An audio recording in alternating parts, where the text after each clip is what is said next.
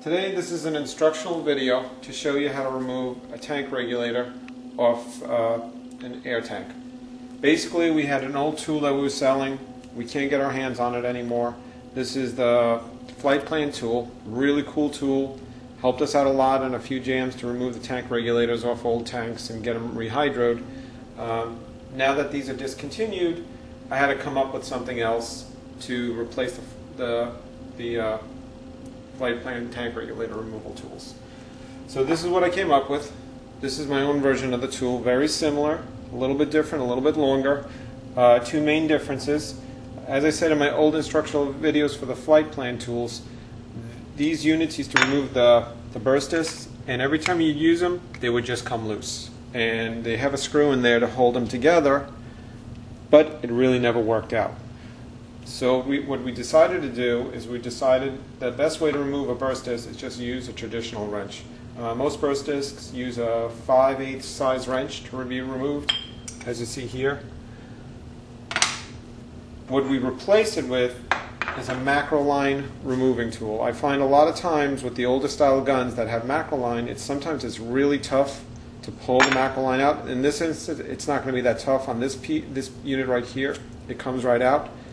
But sometimes I have a hard time. You're sweating bullets. You're busting up the edges of your finger. Just try to get in there so you can pull the macro line fitting out.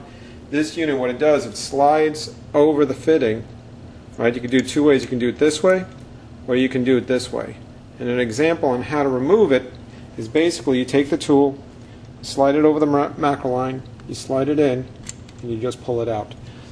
This is putting pressure on the fitting over here to hold it flat while you're pulling it out.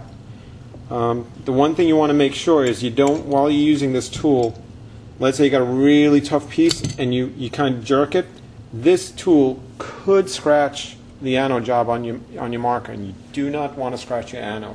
So when you do it, you try to be as gentle as possible. You apply light pressure and you steadily get a little bit stronger, and it actually pulls right out. It seems to help out a lot, and it's a lot less stress on your fingertips. So anyway, the other unique difference between the old tool and the new tool is that, yes, the old tool had a gauge remover for the standard size gauges, as you can see here. Right? This tool also has that feature where you can remove the gauges.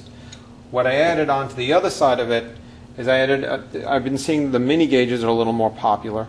Right? So on the flip side, we added a mini gauge removal tool, which I'm going to remove off this tank. This tank is already pretty loose on all its fittings over here, so it came right off, but generally it's not going to give you a problem to remove it, even if it's a little on the tight side. So what I'm going to do now is I'm going to demonstrate on how to remove the regulator from the tank. One thing I like to do is I like to know if it's doing its job or not. So I generally take a colored marker and I'll mark a line, right? So when I'm busting it loose, I could see it actually turn. So next step, you got to remove your burst discs. Again, these are pretty loose. Okay. You also want to make sure, one mistake that I didn't mention, you want to make sure the tank is absolutely empty. You want to make sure you could push down on the fill nipple. If you can't, figure out a way to get it drained out, screw it into an ASA fitting, and drain it out that way. Do not try to remove your burst disc, your gauge, your fill nipple. That's not the way to drain down a tank. It's a good way to get yourself hurt real fast. So anyway, this tank is empty. I could push down on the fill nipple and no air is coming out. So right now I got the gauges off, I got the burst discs out. So now what you're going to do is you're going to take this tool and you're going to slide it right over the bonnet, and right in where the fill nipple sits, right in there. Okay? The way to loosen up a standard tank, it's counterclockwise rotation. All right. So if you go clockwise, you're tightening the tank. You go counterclockwise, you're loosening the tank. So if you look at a clock on the wall, you want to remove it. You want to go backwards in time. You want to remove the tank regulator. If you want to tighten it, you want to go clockwise to tighten it. So the best way to remove this is you put it in your hand like this, you straddle it, you take your mallet, all right, and you take the hard side of the mallet, the black side, Some outlets you might only have one option to do it. As you can see here, there's some dents in there. I actually used a hammer to bang the hell out of it to see how tough the tool is, and that's really, I really hammered at it with a metal hammer. It held up pretty good. So what you start doing, you start putting it against your body, and you tap. All right, and you give it a couple of shots. Make sure your fingers, you don't hit your fingers. That's going to hurt if you hit your fingers. All right, so let's take a look just to see, because I don't know if I loosened it up yet, but if you notice, there's no movement there, so I'm not hitting it hard enough. The gold lines are still pretty much lining up. I'm going to hit it again. Okay, I think I got it. Okay, now can you see the gold line is here, and on the bonnet it's over here, so now I've got it loose. Pretty soon it's going to get to the point. It's going to spin right off. You can remove the tool if it gets loose enough. Alright. And now you've removed your tank regulator. If someone's used the what do they call that? The red Loctite. There you go. Red Loctite is tough as nails. Sometimes there's been instances you cannot remove it. If they douse the whole thing in red Loctite, you're going to really work hard to remove this tool.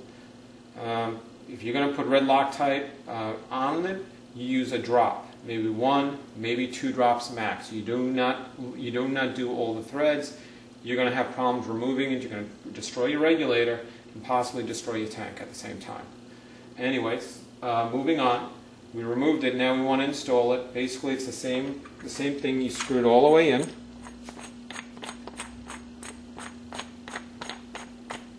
All right. Kind of make it snug. All right. All right. So now you got your line over here again. All right. There's your gold line. Might be a little hard to see, and there's the gold line on the bonnet. There's the tank. So now you know you got a good 1/4 inch to tighten this thing up with. That's where you started from.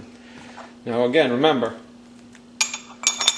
You want to go counterclockwise. So you want to go you want to go clockwise to tighten it. You want to bang down on this side. So this is the way you're going to hit it now on that side. All right.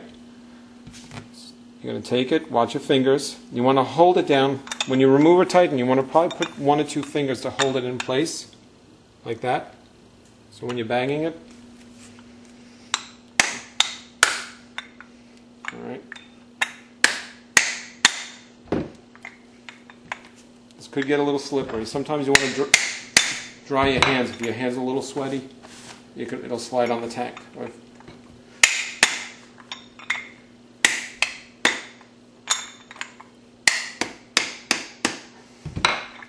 Let's see where we are.